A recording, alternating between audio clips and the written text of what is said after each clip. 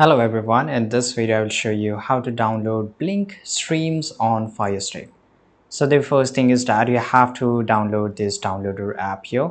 Now once you install the downloader app on your streaming device, if you haven't done this, refer to our previous tutorial, you will get to know.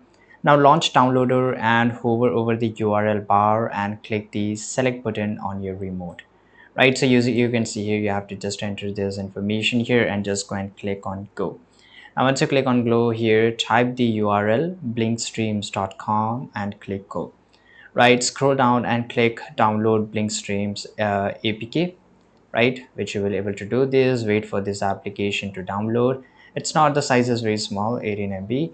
Now after that you have to click install.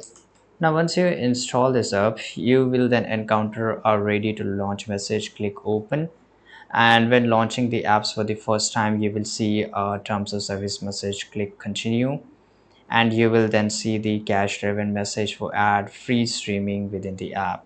Right, so you can do this, and once you do this it's really easy. Then you can just get started. You have successfully installed Blink Streams on your Fire Stick on your Android TV.